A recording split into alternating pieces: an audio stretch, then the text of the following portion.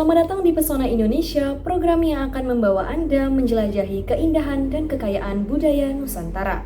Saya Patricia Aina Robin, senang sekali bisa kembali menemani Anda dalam edisi kali ini.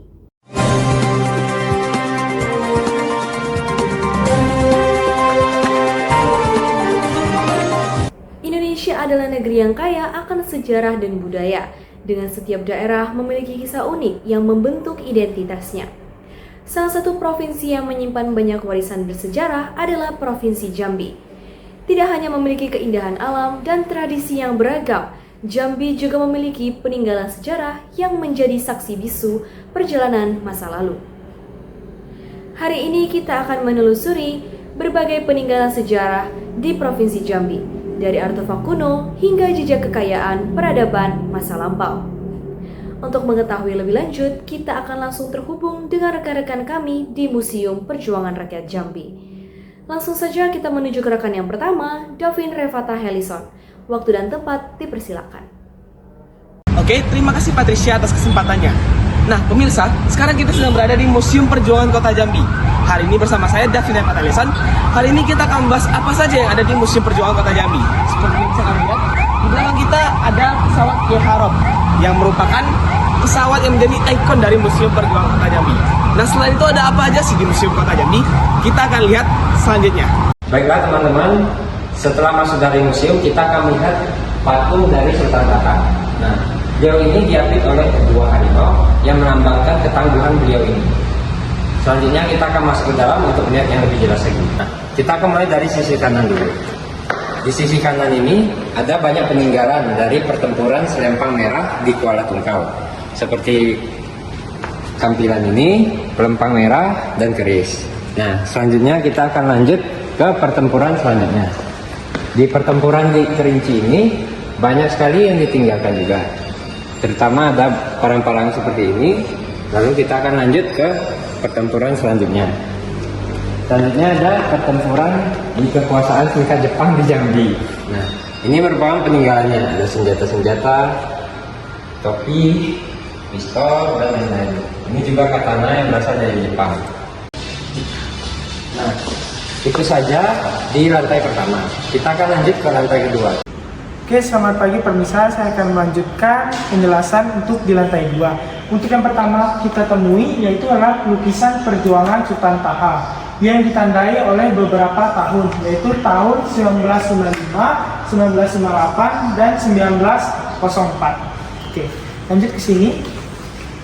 Di area kiri kita akan menemui beberapa miniatur-miniatur sejarah penting di Indonesia, seperti penaikan bendera merah putih, lalu ada rapat para tokoh politik dan pemuda. Lalu juga kita akan melihat beberapa dari senjata-senjata peninggalan selama peperangan. Oke, lanjut lagi. Kita bisa lihat di sini banyak sekali senjata-senjata yang berasal dari beberapa peperangan, seperti operasi burung murai, lalu tanah minyak dan kota di bumi hanguskan, lalu beberapa miniatur lainnya seperti pertempuran laut, kunjungan Komisi 3 Negara KTN ke Jambi, dan kita juga bisa melihat beberapa lukisan yang dapat mengilustrasikan beberapa perjuangan yang terjadi di daerah Jambi.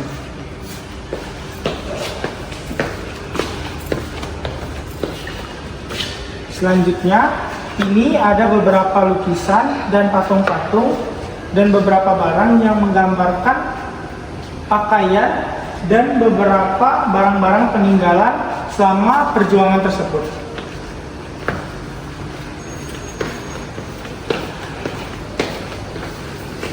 Lalu selanjutnya di sini ada sebuah lukisan dan sebuah meja dan sebuah kursi yang menandakan betapa kejamnya pertempuran pada saat itu. Lalu selanjutnya ada beberapa miniatur yang mengilustrasikan perjuangan masyarakat seperti ini. Ini ada pertempuran di Simpang 3 Sipin, pertempuran di Sungai Kunyit dan Barung Telang. Selanjutnya ada pertempuran di Semurung, dan juga ada beberapa barang-barang peninggalan selama perjuangan seperti radio, topi, dan senjata-senjata lainnya. Mungkin itu saja yang bisa saya jelaskan pada lantai ini. Itu saja dari saya, sekian dan terima kasih. Nah, oke teman-teman, selanjutnya kita akan lanjut lagi ke lantai 3.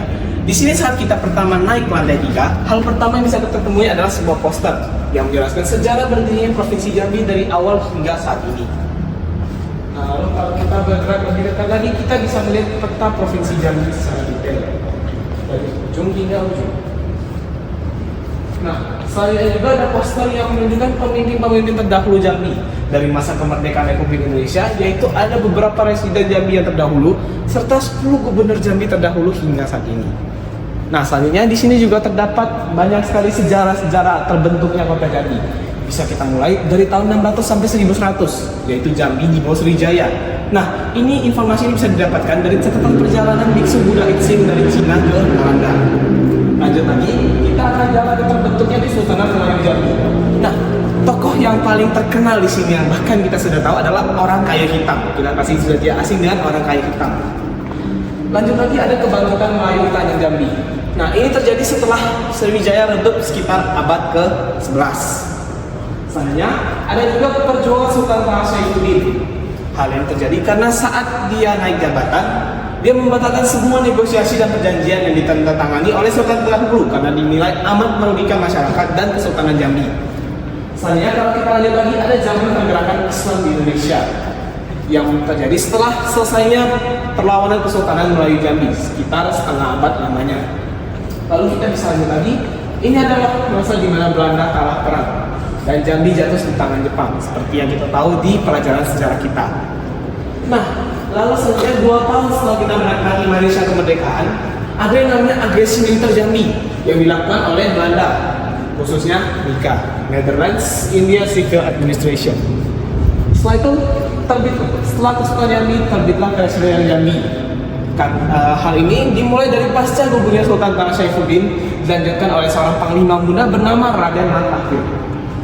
Nah, lalu pada 1910 sampai 1937 kita menemukan fenomena di Jambi, yaitu hujan emas dari karet.